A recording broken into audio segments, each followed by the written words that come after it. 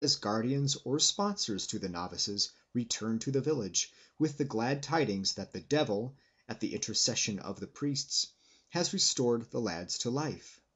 The men who bring this news come in a fainting state and daubed with mud, like messengers freshly arrived from the nether world. Before leaving the Kakian house, each lad receives from the priest a stick adorned at both ends with a cock's or cassowary's feathers. The sticks are supposed to have been given to the lads by the devil at the time when he restored them to life, and they serve as a token that the youths have been in the spirit land. When they return to their homes, they totter in their walk and enter the house backward, as if they had forgotten how to walk properly, or they enter the house by the back door. If a plate of food is given to them, they hold it upside down.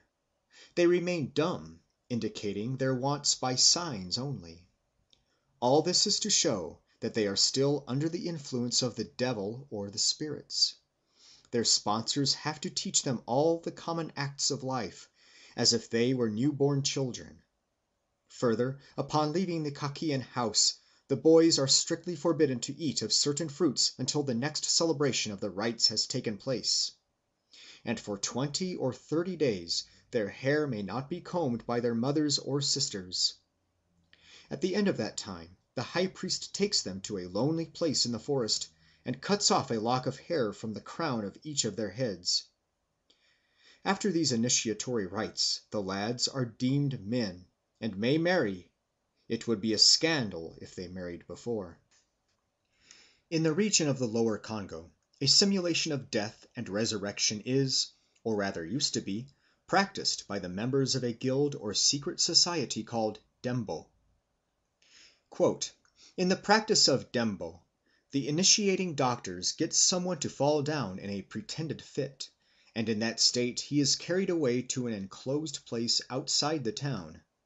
This is called dying Dembo. Others follow suit, generally boys and girls, but often young men and women. They are supposed to have died, but the parents and friends supply food, and after a period varying, according to custom, from 3 months to 3 years, it is arranged that the doctor shall bring them to life again. When the doctor's fee has been paid, the money, or goods, saved for a feast, the Dembo people are brought to life. At first they pretend to know no one and nothing; they do not even know how to masticate food, and friends have to perform that office for them. They want everything nice that anyone uninitiated may have, and beat them if it is not granted, or even strangle and kill people. They do not get into trouble for this, because it is thought that they do not know better. Sometimes they carry on the pretence of talking gibberish and behaving as if they had returned from the spirit world. After this they are known by another name, peculiar to those who have died Dembo. We hear of the custom far along on the upper river, as well as in the cataract region." Among some of the Indian tribes of North America there exist certain religious associations which are only open to candidates who have gone through a pretence of being killed and brought to life again. In 1766 or 1767 Captain Jonathan Carver witnessed the admission of a candidate to an association called the Friendly Society of the Spirit among the Naudowessies, a Siouan or Dakotan tribe in the region of the Great Lakes.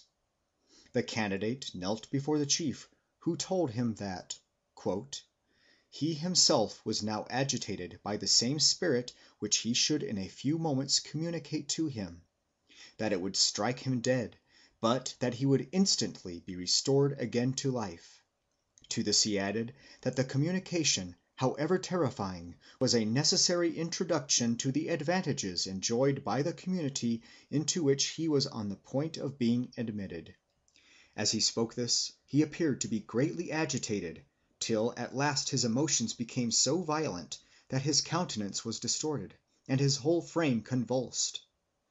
At this juncture he threw something that appeared both in shape and colour like a small bean at the young man, which seemed to enter his mouth, and he instantly fell as motionless as if he had been shot."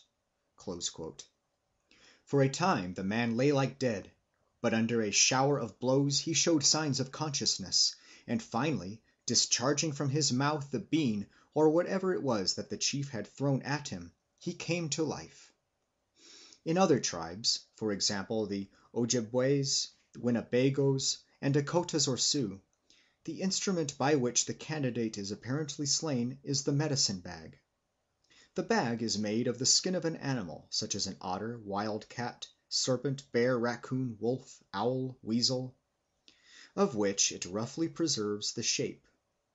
Each member of the society has one of these bags, in which he keeps the odds and ends that make up his medicine or charms. "They believe that from the miscellaneous contents in the belly of the skin bag or animal there issues a spirit or breath, which has the power not only to knock down and kill a man, but also to set him up and restore him to life."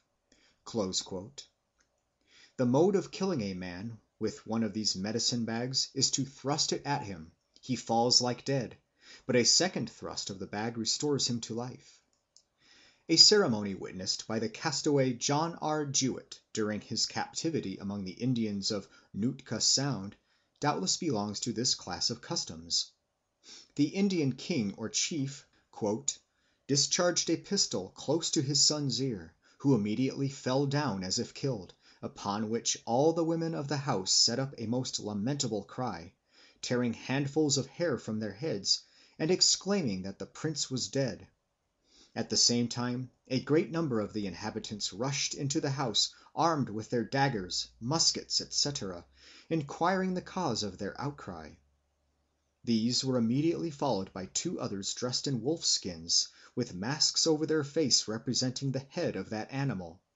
The latter came in on their hands and feet in a manner of a beast, and taking up the prince, carried him off upon their backs, retiring in the same manner they entered."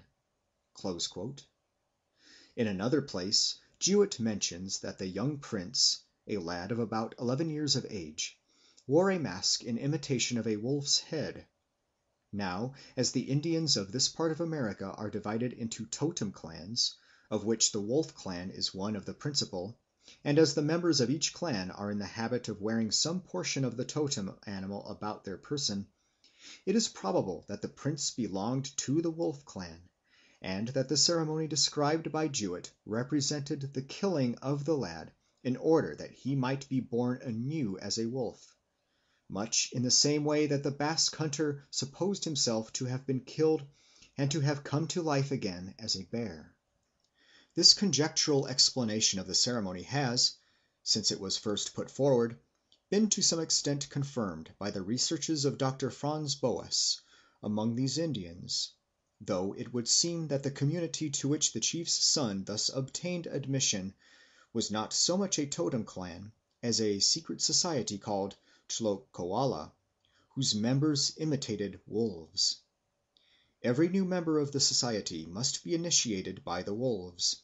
At night, a pack of wolves, personated by Indians dressed in wolf skins and wearing wolf masks, make their appearance, seize the novice, and carry him into the woods.